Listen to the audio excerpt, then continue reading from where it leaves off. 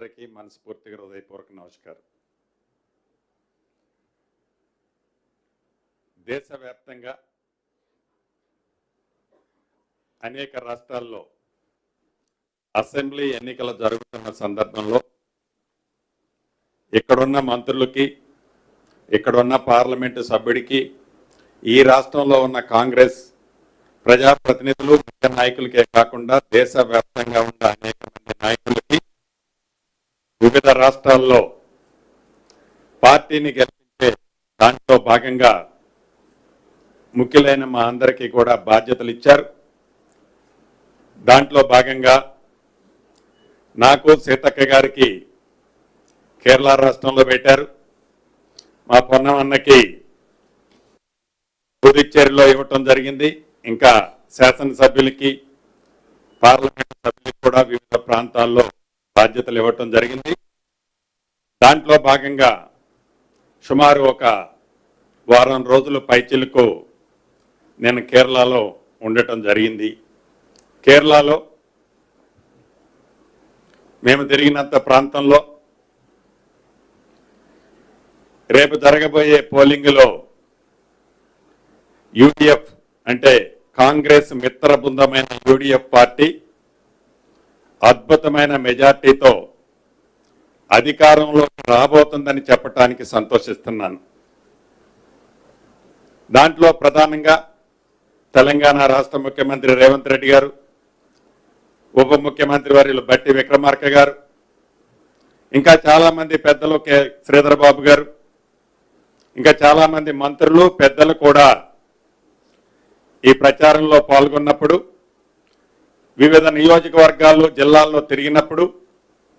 తెలంగాణ రాష్ట్రంలో ఏవైతే అభివృద్ధి సంక్షేమ కార్యక్రమాలు ఈ ప్రజా ప్రభుత్వంలో చేస్తున్నామో, ఈ చేసే వాటిని మోడల్గా కేరళ రాష్ట్రంలో కూడా గడిచిన 10 సంవత్సరాల్లో పరిపాలించిన ఎల్డీఎఫ్ పార్టీ చేసిన కార్యక్రమాలని తెలంగాణ రాష్ట్రంలో ఆనాటి 10 సంవత్సరాలు పరిపాలించిన దొరల పాలనకి మార్చి ప్రజాపాలన వచ్చిన తర్వాత చేసిన సంక్షేమాన్ని కంపేర్ చేసి చూపించిన తర్వాత తప్పకుండా కేరళలో యూడీఎఫ్ పార్టీ మిత్ర బృందం బ్రహ్మాండమైన మెజార్టీతో రాబోతుందని తెలుపుతూ, మేమందరం ఈ ఎలక్షన్ హడావుడిలో ఉన్నప్పుడు కొంతమంది ప్రధాన ప్రతిపక్షం అని చెప్పుకునే కొంతమంది నాయకులు ఈ ప్రభుత్వం మీద, ఈ ప్రభుత్వంలో పనిచేస్తున్న మంత్రుల మీద ఏవైతే అనేక అసత్యాలమైన వార్తలు, పచ్చి అబద్ధాలు, నిజాన్ని అబద్ధంగా చిత్రీకరిస్తూ అనేక ఆరోపణలు అబద్ధాలరావు గారు చేయటం మనం చూశాం. ఆ అబద్ధాలరావు గారికి డ్రామాలరావు గారు, ఈ డ్రామాలరావు గారు, అబద్ధాలరావు గారికి వారి సెకను మామగారు,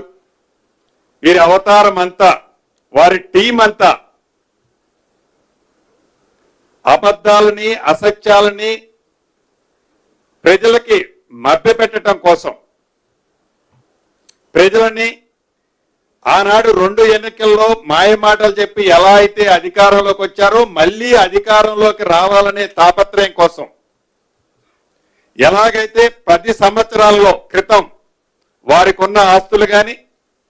వారు అధికారంలోకి దిగిపోయే ముందు ఆ 10 సంవత్సరాల్లో వారికి వచ్చిన ఆస్తులు కానీ,